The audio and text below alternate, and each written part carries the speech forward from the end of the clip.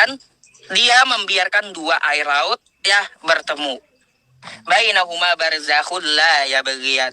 Di antaranya ya, di antara keduanya ada pembatas yang tidak dilampaui oleh masing-masing. Tuh, air lautnya. Salah satunya Quran berbicara sains.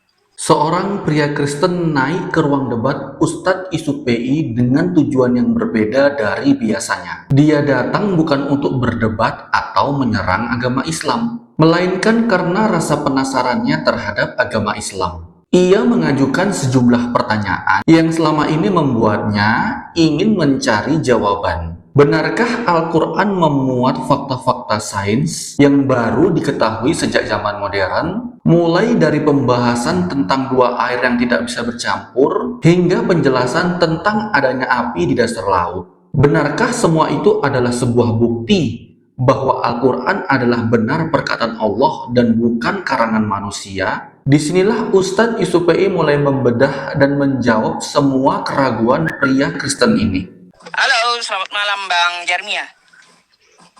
Malam Pak Ustadz, selamat malam. Malam. Open cam Bang. Oke Bang. Bentar Pak Ustadz. Kebanyakan makan popaci ya kayak gitu. Kan gitu. Bawa data tapi nggak paham gitu dengan data yang dibawa. Macam mana? Ada. Iya, selamat malam Bang Jermia. Ada pertanyaan malam hari ini. Sehat Pak Ustadz? Alhamdulillah, saya sehat. Oke. Santai Pak Ustadz. Bicara santai, diskusi ya Pak Ustadz ya. Sekedar diskusi ya. Ya silakan Bang. Silakan. Kalau Anda mau bertanya silakan. Saya bertanya sedikit nih Pak Ustadz, sedikit ya. Gimana ya? Sebentar dulu Pak Ustadz. Di dalam Al-Quran adakah bicara dalam Al-Quran adakah bicara tentang sains Pak Ustadz? Pertanyaan pertama. Sains banyak. Mau contoh? Contohnya ya sambil belajar nih Pak Ustadz, boleh kan? Quran. Masalah kan? Boleh. Quran surah Ar-Rahman dikatakan oleh Al-Quran bahwa ya dua air laut itu mereka bertemu tetapi satu sama lain tidak saling melampaui. Coba kita lihat laut sekarang. Nggak ada tuh air laut yang ketemu ya dari selatan ke utara. Di tengah-tengahnya tuh nggak ada mereka bercampur airnya. Ya. Contoh nih Bang, saya perlihatkan sama Anda. Nah, nih. Nah, kan mereka nggak nyampur, ada batasannya. Ini juga, ada yang tua warnanya, ada yang muda. Nah ini Bang, sudah disebutkan di dalam Quran, surah Ar-Rahman ayat 19-21. Saya bukakan aja ya. Iya Pak. Saya bukakan aja ayat Qurannya.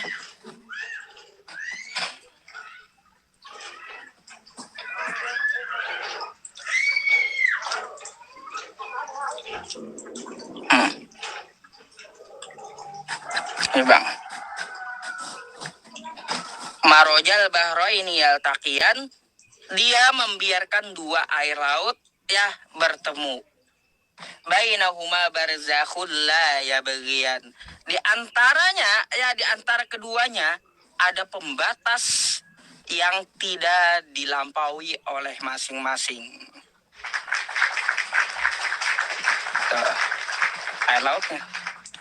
Salah satunya Quran berbicara sains. Terus Bang, ada lagi ya, Al-Quran berbicara sains tentang di dalam lautan ada api. Nah, ya saya bukakan ayatnya ya. Nih, dalam lautan ada api. At-Tur ayat 6. Nih. Wal bahri masjur. Dan demi lautan yang dipanaskan di dalamnya ada api. Nah, nih Bang, ya. Nih, saya bukakan.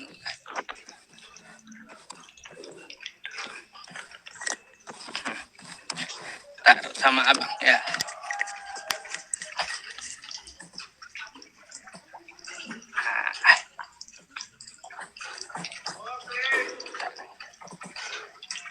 Nah,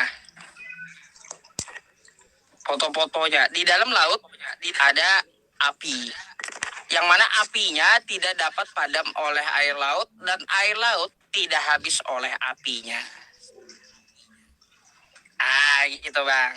Ini terjadi di mana? Ini terjadinya di daerah Amerika Utara. Gitu. Di Amerika Utara daerah sana ditemukan oleh peneliti. Padahal Al-Quran turun di Jazirah Arab, nggak pernah Nabi Muhammad itu masuk ke dalam laut, nggak pernah. Itulah buktinya Al-Quran itu bukan ini Bang, bukan karangan Nabi Muhammad gitu, tapi wahyu dari Tuhan yang menciptakan bumi ini gitu. Ya. Oke. Berarti sama dengan lautan api ya Pak Ustadz? Jadinya lautan yang api di dalamnya di dalam lautan ada api gitu ya. Iya, lautan api lah. Arahnya ke neraka. Jadi kayak neraka gitu dong, ya. Bukan. Yang maksudnya di dalam lautan ada api itu terjadi di belahan bumi ini. Gitu. Setelah diteliti, betulkah di dalam lautan ada api? Ternyata ada di daerah Amerika. Gitu. Padahal Nabi Muhammad kagak pernah ke Amerika. Kagak pernah.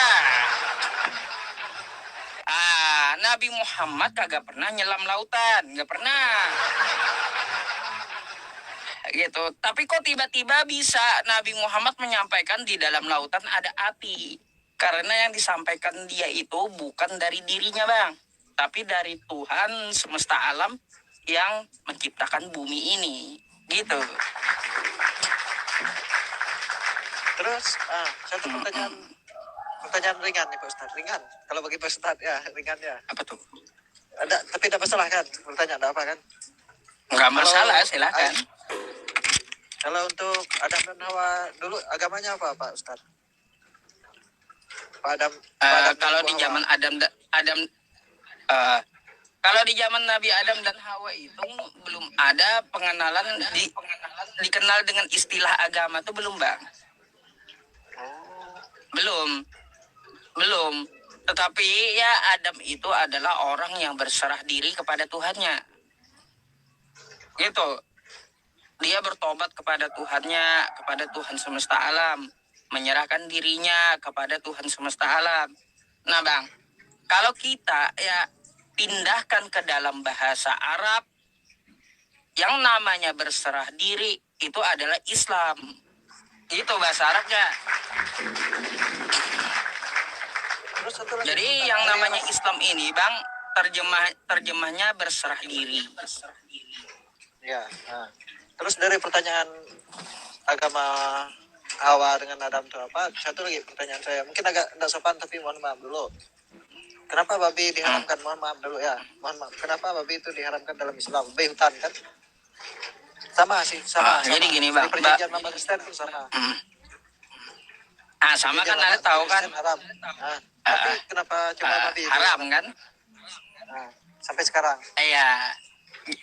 Baik. Jadi ada ayatnya Bang, Quran surah Al-Baqarah ayat 173. Innama harrama 'alaikumul maitata wad dama wa lahmal khinzir. Allah mengharamkan bagimu ya bangkai, satu bangkai. Terus 2 darah. Yang ketiga daging babi. Karena daging babi itu memang diharamkan sejak Tauratnya zaman Nabi Musa. Jadi Allah tidak mengubah ketetapan dia. Apa yang dia haramkan di zaman dulu tetap dia haramkan sampai dia mengutus Nabi Muhammad gitu. Nah, kalau berkaitan tentang alasan Bang, ya alasannya kenapa jadi diharapkan banyak alasannya.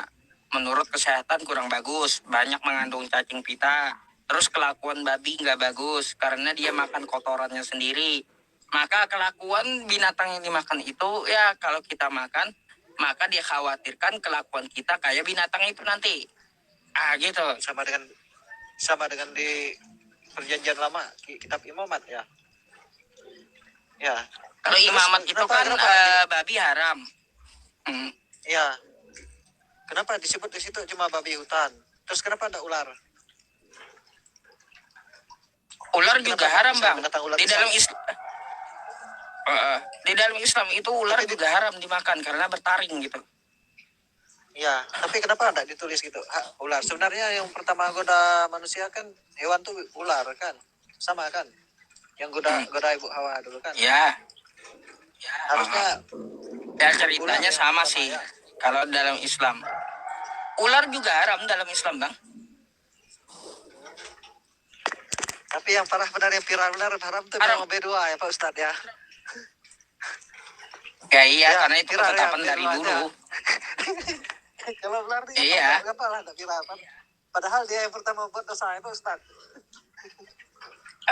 Jadi supaya Bang tahu ya di Islam tuh ya Bang ya ular tuh haram karena dia bertaring. Jadi hewan-hewan yang bertaring dalam Islam tuh haram. Singa haram dimakan, bertaring. Terus harimau bertaring tuh.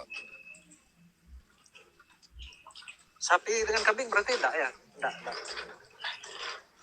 Sapi kan nggak bertaring Bang. Ya. Sapi itu bertanduk, terus dia mamalia, halal itu. Oke. Terus Lanjut pertanyaan berikutnya boleh Pak Ustadz? Boleh. oh banyak. Ya silakan nggak apa-apa. Tanya dulu abang sampai habis, silakan. Minta waktunya sedikit Pak Ustadz. Nggak apa-apa. Kalau hari Iya. Jumat, mohon maaf dulu Pak Ustadz yang tersinggung. Kalau hari Jumat, kenapa yang laki-laki aja yang pergi ke masjid? Yang perempuannya kenapa enggak? Mengapa cuma yang laki-laki aja pergi ke masjid untuk sholat? Mungkin cuma abang lihat di Indonesia. Iya betul. Kalau Coba misalnya di abang ke Indonesia, Mekah. Ustadz. Iya, perempuan juga ikut sholat Jumat kalau di Mekah tuh. Kalau di Nah, Indonesia kenapa enggak? Kalau di tempat saya, abang ke tempat saya ke daerah Martapura, Masjid Al Mukarromah, itu ada juga perempuan di lantai 2 ikut sholat Jumat. Terus beda tempat ya, beda ruangan Ada. kan? Oh, Beda ruangannya antara laki-laki dan perempuan. Kenapa? Kebanyakan perempuan tidak ikut sholat Jumat karena dia bukan ahli Jumat. Jadi yang namanya ahli Jumat itu laki-laki dewasa yang berakal sehat, gitu. Yang badannya sehat. Jadi yang bukan ahli Jumat tuh orang sakit, perempuan, terus anak-anak yang belum balik itu bukan ahli Jumat. Itu Bang, musafir. Bisa dia diganti dengan sholat zuhur. Jadi gitu. Maaf Pak Ustadz. Kok enggak bisa satu gitu antara perempuan dan laki-laki? Contohnya kami di gereja kan nyatu, yang perempuan tua apa semua kan hari Minggu. Kenapa Muslim hari Jumat cuma laki-laki? Itu aja pertanyaan, mengapa hari Jumat cuma Bang, yang laki-laki aja? jadi Bang, gini, jadi Jumat itu bukan cuma laki-laki, perempuan juga bisa, tapi beda ruangan gitu. Oke? Nah, lalu kenapa tidak bercampur seperti di gereja? Kita duduk bersebelahan dengan perempuan kan di gereja. Karena dalam Islam, Bang, ya bersentuhan antara kulit laki-laki dengan kulit perempuan, maka batal wudunya. Itu satu, jadi nggak bisa bercampur. Gitu. Yang kedua, di dalam Islam itu perempuan itu dihormati. Masa kita duduk ya bersampingan dengan istri orang, macam mana? Nggak tahu istri orang. Terus nanti kalau dia kurang kain kayak gimana? Dosa pula mata kita, kan gitu. Kembali ke zaman lagi lagi nih, jadi kalau gitu. dalam isu Kembali iya ke zaman Nuh lagi nih. Gimana aja kalau kembali zaman Nuh gini Pak Ustadz. Yang masuk ke bahtera Nabi Nuh sedangkan yang berpasangan. Laki-laki dengan binatang dua, betul. ya iya betul, Betul, kan? berpasangan laki-laki perempuan, jantan dengan betina. Iya. Ah, Terus menurut saya Lalu? menurut saya sih gimana ya? Masuk masjid pun Bang. nggak bisa kalau berpasangan seperti itu. Bang, di zaman Nabi Nuh nggak ada syariat wudhu itu batal kalau bersentuhan kulit laki-laki dan perempuan, belum ada. Jadi Tuhan tuh menurunkan aturan sesuai dengan zamannya gitu. Oh. Gitu, belum ada bersentuhan laki-laki perempuan. Sama di zaman Nabi Adam nggak ada larangan zina, nggak ada. Kenapa sekarang ada larangan zina? Wala taqrabuz zina. Sedangkan zaman Nabi Adam nggak ada larangan zina. Karena yang hidup cuma Nabi Adam dan istrinya. Mau zina sama siapa?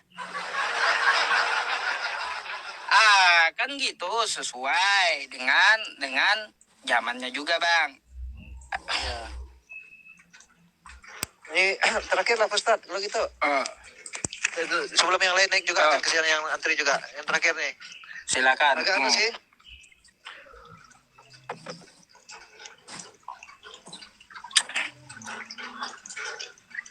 Agak apa? Kan gini. Ini ada apa? Ada kawan yang nanya juga, tapi mungkin dia belum sempat naik atau gimana kan? Mungkin dia Muslim lah yang pasti mau naik, tapi bukan roomnya gitu. Cuma dia bertanya. Muslim boleh nanya ke WhatsApp saya. Kalau belum ada WhatsApp dia. Apa peran Nabi Muhammad katanya? Peran Nabi Muhammad. Peran utama Nabi Muhammad. Contohnya seperti kami kan Yesus perannya pengorbanannya di kayu salib. Itu kepercayaan kami Pak Ustadz. Sedangkan Nabi Muhammad nih gimana? Mohon maaf nih Pak Ustadz sebelumnya. Saya bertanya agak sedikit tapi bertanya. Banyak, Bang. Nabi Muhammad tuh peran utamanya apa? Rahmat untuk seluruh alam. Membawa dari zaman jahiliyah ke jalan terang benderang. Tuh. Terus menyempurnakan syariat dari para nabi terdahulu. Banyak. Gitu. Terus juga ya Bang ya. Banyak lagi kan dulu orang jahiliyah tuh ya. Jahiliyah tuh nggak ada aturan dia. Lalu ada aturannya, sehingga apa? Makanya Nabi Muhammad itu datang untuk makarimal akhlak, menyempurnakan akhlak gitu. Oke. Saya rasa cuma ya, tuh berarti itu salah satunya Pak Ustadz. Udah. Banyak tadi saya udah sebutkan 4 tuh. Ya. Ada lagi Saya Bang? rasa segitu dulu lah. Udah, saya rasa segitu dulu Pak Ustadz. Jangan ditanya lagi lah. Kan diskusi. Jangan ditanya lagi. Jangan ditanya katanya. Ya, giliran. Oke lah kalau gitu. Giliran. Oke. Salam sejahtera Pak Ustadz. Salam sejahtera. Iya. Terima kasih Pak Ustadz. Baik Bang. Ya, Sehat semoga dapat pembelajarannya. Sehat selalu. Ya, sehat selalu. Oke. Yaudah kalau gitu saya gantikan ya Bang ya dengan yang antri. Oke. Selamat malam. Kesimpulan dari dialog kali ini adalah pria Kristen yang datang dengan cukup tenang dan mengaku ingin belajar tentang Islam. Ia mengajukan berbagai pertanyaan yang membuatnya penasaran, terutama mengenai ayat-ayat Al-Quran yang dikaitkan dengan sains. Selama Ustadz Yusuf PI memberikan penjelasan, ia terlihat tidak melawan ataupun membantah. Sebaliknya, ia lebih memilih mendengarkan, menganggukkan kepala, dan menyimak setiap jawaban yang diberikan. Bahkan kalau kita lihat di akhir dialog, beliau mengaku tidak ingin ditanya oleh Ustadz Yusuf PI. Beliau memilih pamit tanpa melanjutkan perdebatan. Dari jalannya dialog, tampak ia lebih memilih mendengarkan daripada beradu argumen. Sehingga fokus pembahasan tetap berada pada penjelasan yang diberikan terkait pertanyaan-pertanyaan pria ini. Pelajaran penting yang bisa kita ambil dari dialog kali ini adalah mencari kebenaran membutuhkan sikap terbuka dan kemauan untuk mendengarkan. Berdiskusi dengan tenang, saling menghormati, mengkaji suatu keyakinan berdasarkan dalil merupakan cara yang lebih bermanfaat daripada sekedar berdebat untuk saling mengalahkan. Semoga bagi siapapun yang melihat tayangan ini yang sedang mencari kebenaran, diberikan petunjuk dan kemudahan untuk menemukannya. Ingatlah, hidup hanya sekali. Jangan sampai kita menyembah dan mengabdi kepada Tuhan yang salah. Semoga bermanfaat.